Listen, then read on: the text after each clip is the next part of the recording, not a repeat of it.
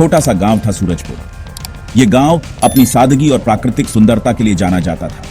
यहाँ के लोग मेहनती और ईमानदार थे, जो अपनी छोटी छोटी खुशियों में संतुष्ट रहते थे। खेत, खलिहान और कच्चे मकान, यहीं रहता था आरव। आरव का परिवार भी गांव के अन्य परिवारों की तरह साधारण था, लेकिन आरव के सपने साधारण नहीं थे। बचपन से ही उसका मन ढेर सपनों से भरा था। वह अक्सर अपने भविष्य के बारे में सोचता रहता था और अपने सपनों को साकार करने के लिए उत्सुक रहता था। वह कुछ बड़ा करना चाहता था। उसकी आंखों में एक चमक थी जो उसके दृढ़ निश्चय को दर्शाती थी। वह अपने परिवार और गांव का नाम रोशन करना चाहता था। कुछ ऐसा करना चाहता था जिससे उसका नाम रोशन हो। वह अपने सपनों को हकीकत में बदलने के लिए हर संभव प्रयास करने को तैयार था, लेकिन दिशा क्या हो यह उसे समझ नहीं आता था। वह अपने सपनों को साकार करने के लिए सही मार्गदर्शन की तलाश में था। आरव अक्सर खेतों में घंटों बैठा रहता। वह प्रकृति की गोद में बैठकर अपने सपनों के बारे में सोचता और उन्हें साकार करने के तरीकों पर विचार करता। आसमान को निहारता और सोचता। उसे लगता कि आसमान की तरह उसके सपनों की भी कोई सीमा नहीं है। उसके सपनों की कोई सीमा नहीं थी। वह अपने सपनों को पंख देना चाहता था और ऊंचाइयों को छूना चाहता था। वह कभी डॉक्टर बनने का सपना देखता तो कभी इंजीनियर। उसे लगता कि इन पेशों में वह अपने परिवार और गांव का नाम रोशन कर सकता है। कभी उसे खुद को एक महान वैज्ञानिक के रूप में पाता तो कभी एक प्रसिद्ध लेखक। वह अपने विचारों और कल्पनाओं में खोया रहता था, पर सपने तो बस सपने थे। हकीकत की दुनिया में लौटते ही उसे अपने साधारण जीवन का एहसास होता। हकीकत में आरव एक साधारण सा लड़े ढाका था। वह अपने गांव के अन्य बच्चों की तरह ही था, लेकिन उसके सपने उसे सबसे अलग बनाते थे। गांव के स्कूल में पास था। स्कूल में उसकी पढ़ाई ठीक ठाक चल रही थी, लेकिन उसका मन हमेशा अपने सपनों में ही लगा रहता था। पढ़ाई में ठीक ठाक था, पर कोई खास लगाव नहीं था। उसे लगता था कि स्कूल की किताबें उसके सपनों को साकार करने में मदद नहीं कर सकती। जिंदगी यूं ही चल रही थी। आरव के दिन स्कूल और खेतों के बीच गुजरते थे, लेकिन उसके सपने हमेशा उसके साथ रहते थे। सपने धुंधले होते जा रहे थे। उसे लगने लगा था कि शायद उसके सपने कभी हकीकत नहीं बन पाएंगे। आरव को समझ नहीं आ रहा था कि वह क्या करे, कैसे करे। वह अपने सपनों को साकार करने के लिए सही मार्गदर्शन और अवसर की तलाश में था। दिन ढलते गए, महीने बीतते गए और आरव बड्ढा होता गया। उसके सपने अब भी उसके साथ थे, लेकिन अब उन सपनों में एक नया रंग जुड़ गया था, असमंजस का रंग। आरव को अब समझ आने लगा था कि सिर्फ सपने देखने से कुछ नहीं होता। उसे एक मंजिल चुननी होगी, एक लक्ष्य तय करना होगा, लेकिन यह कैसे करना है यह उसे समझ नहीं आ रहा था। गांव में कोई ऐसा नहीं था जो उसे सही राह दिखा सके। उसके माता पिता ने भी कभी उसे सपनों को हकीकत में बदलने की बात नहीं सिखाई थी। आरव की उम्र के एलईडी ढाके अपने भविष्य को लेकर उत्साहित थे। कोई डॉक्टर बनना चाहता था, कोई इंजीनियर, लेकिन आरव अब भी अपने सपनों के जाल में उलझा हुआ था। उसे समझ नहीं आ रहा था कि वह क्या करे। उसकी उम्मीदें अब दिशाहीन हो चली थीं। एक दिन आरव के गांव में एक सेमिनार का आयोजन हुआ। यह सेमिनार गांव के सामुदायिक केंद्र में आयोजित किया गया था, जहां गांव के लोग अक्सर विभिन्न कार्यक्रमों के लिए इकट्ठा होते थे। इस बार का आयोजन विशेष था क्योंकि इसमें एक बहुत ही प्रसिद्ध और प्रेरणादायक वक्ता को बुलाया गया था। इस सेमिनार में मनीष शर्मा मुख्य वक्ता थे। मनीष शर्मा का नाम सुनते ही गांव के लोग उत्साहित हो गए थे, क्योंकि उन्होंने मनीष शर्मा के बारे में बहुत कुछ सुन रखा था। मनीष शर्मा एक प्रेरणादायक वक्ता थे और युवाओं को लक्ष्य निर्धारण और सफलता प्राप्ति के गुर सिखाने के लिए देश भर में प्रसिद्ध थे।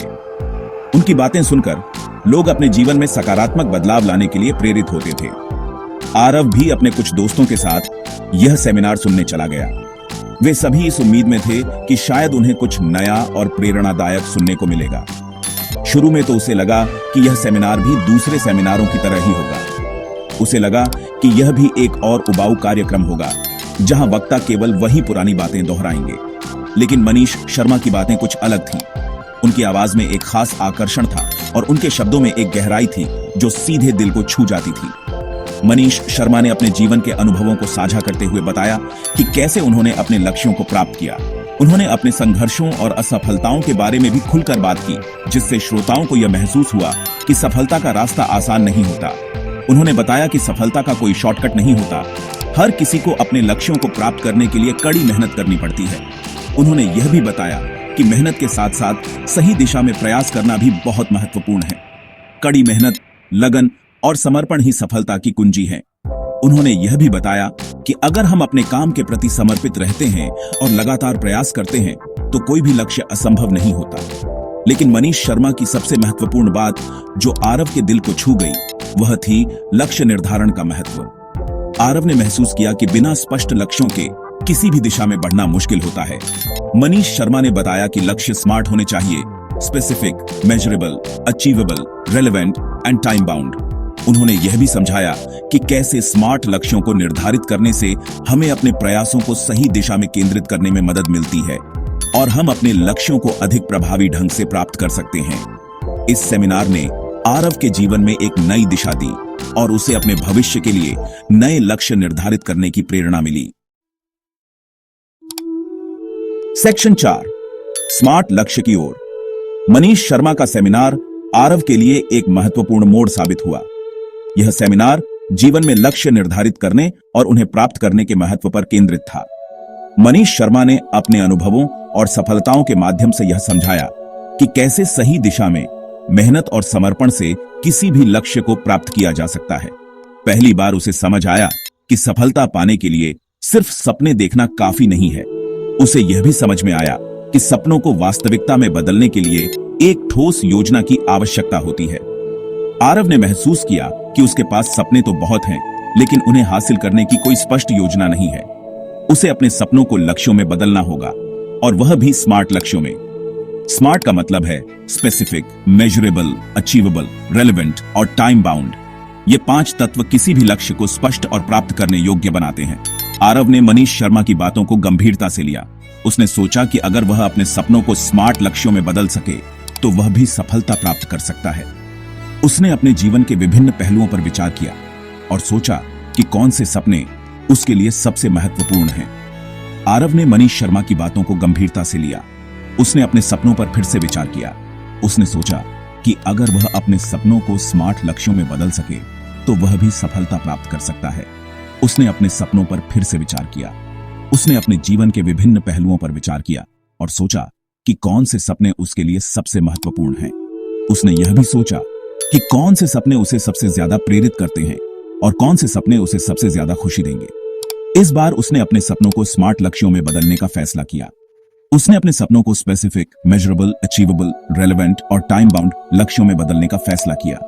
उसने सोचा कि अगर वह अपने लक्ष्यों को स्मार्ट बना सके तो वह उन्हें आसानी से प्राप्त कर सकेगा। उसने फैसला किया कि वह IAS अधिकारी बनेगा। यह एक ऐसा लक्ष्य था जो स्पेसिफिक, मेजरेबल, अचीवेबल, रेलेवेंट और टाइम बाउंड था।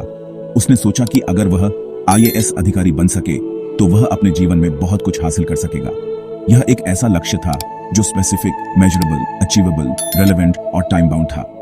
उसने सोचा कि अगर वह अपने लक्ष्यों को स्मार्ट बना सके तो वह उन्हें आसानी से प्राप्त कर सकेगा।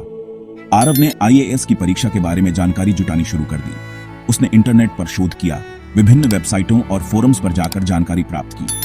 उसने यह भी देखा कि IAS की परीक्षा के लिए कौन कौन सी किताबें और अध्ययन सामग्री उपलब्ध है।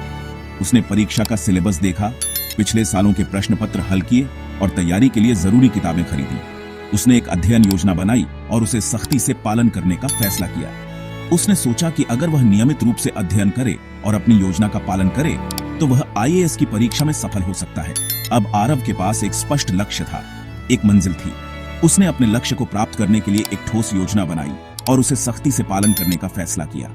उसने सोचा कि अगर वह नियमित रूप से अध्ययन करे और अपनी योजना का पालन करे तो वह IAS की परीक्षा में सफल हो सकता है और वह इस मंजिल को पाने के लिए पूरी तरह से तैयार था।